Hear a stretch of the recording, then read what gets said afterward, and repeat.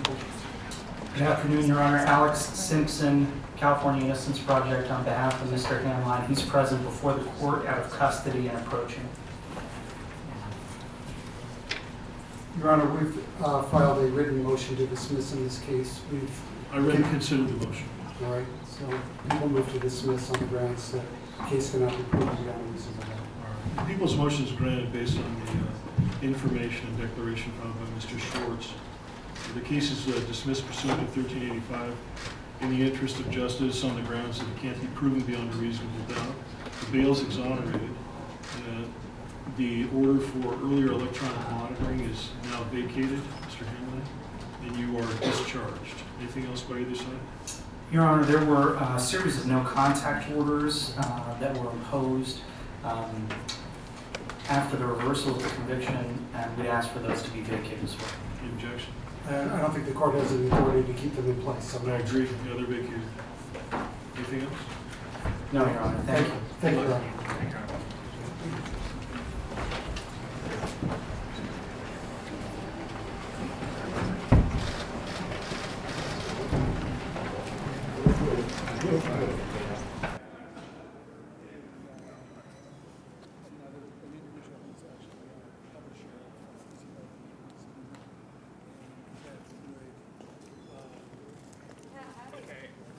The first thing I want to say is to make it absolutely clear that this man, Mike Hanline, spent 36 years in prison for a crime that he did not commit. He is 100% innocent of this crime. And my organization and myself personally was convinced of that 15 years ago when we started the investigation. Long before any DNA testing was done, long before any of the things you've heard about were done. Now, this procedure today is to dismiss the case against him. And that's a legal procedure where the district attorney has to make a decision whether or not to re-prosecute. That is a total separate question as to whether he's innocent, but I have a different take on that. He is 100% innocent. And when you examine this case closely, you see that what he was convicted on was paper-thin evidence. There was all kinds of problems with the case when it was tried, and everywhere we looked at the case and everywhere we investigated it, we found more and more problems. Testimony fell apart, witnesses fell apart, evidence fell apart. Now, several years ago, a federal magistrate, after a very long proceeding that went on for more than a year, made a declaration that the evidence in this case did not support the conviction. And Mike has spent several more years in prison after that.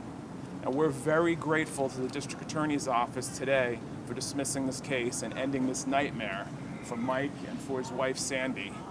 But I just want to make sure everybody walks away from here clear today that this man is 100% innocent of these charges. And he spent 36 years in prison for a crime he did not commit. Mr. Hanline, can you tell us, what is your emotional state right now? Are you bitter? Are you hopeful? Oh, no. How do you feel? I feel good. I'm hopeful that everything's going to be, like it used to be. And I'm just grateful for the DA doing this, and I'm grateful for the Innocence Project for everything they've done. And all I want to do is go fishing and ride my bike and spend time with Sandee and do a little gardening. We ask that you look at the cameras, not at us. Sir, what have you been doing? Talk to us since November and talk about... I've been cleaning up around the house, riding my motorcycle, and going fishing. You look like you've lost weight. About 50 pounds. Wow. Mr. Hanline, you just heard the prosecutor say that this is over for you. You will never be brought into a courtroom again. Can you give us some sense as to what that means? When I first got arrested, I figured it might take a year or two to get this all straightened around, but not 36. That was just... Did you ever think this day was going to happen, or did you I come always to the... believed it was going to happen. I never believed I'd spend the rest of my life in prison, but man, 36 years is a long, long time. So you never gave up faith? Everyone has a journey. Did you ever wonder, God, why me? I still do that every day. Why? And I don't know, unless I was supposed to learn something or teach something to somebody or something. Or maybe I was just supposed to bring attention to the Innocence Project because they do a fantastic job.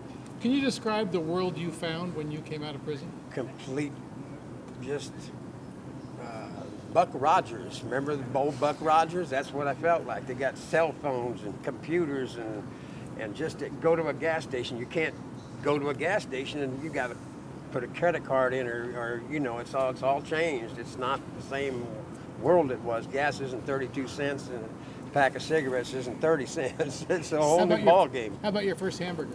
Oh, it was great. That was great. Carl's Jr. because they live up to their what they're advertising. This might seem strange. This might seem strange, but did some of you miss jail?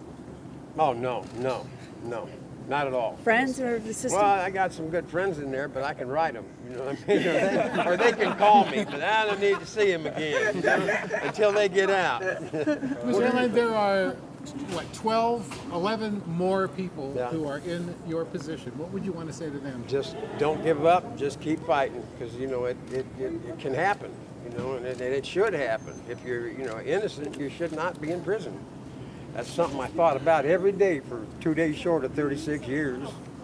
Is that what this is, 2 days short? 2 days short of 36 years, yeah. From November 26th to November 24th. When you think about that, It just boggles my mind. I think about, everything. Like this courthouse, this courthouse wasn't here. We used to go up to Poli, little old teeny courthouse. I come down here and I was just amazed. Ventura's grown. I mean, California's grown, and the highways have got real bad. I noticed that, when California used to be the showcase of the country for the highways, and now it's like riding on a washboard. Almost 40 years, Michael. And Sandee waited for you? Mm-hmm. She's a good girl. One of the rare ones. I'm blessed. I'm very blessed. Sandee, why did you wait? can you move up a little bit, please? I'm sorry. My arm's not that Because I long. love him a lot. He's worth waiting for. What was it like almost 36 years without him? Indescribable. I missed him. This is very emotional, isn't it? Yes, it is. You always believed him. I sure did. I waited. What do you want people to know today? Don't give up hope. Dreams do come true. And thanks to the Innocence Project and the good work that they do, he's home. How long have you been married? Forever. Oh, yeah, I don't know, over 40 years. Over 40. What was it like getting reacquainted and everything? I mean, being apart for so long, what was it like? It was strange, very strange. Sleeping in bed with somebody. To be able to just look up and walk outside.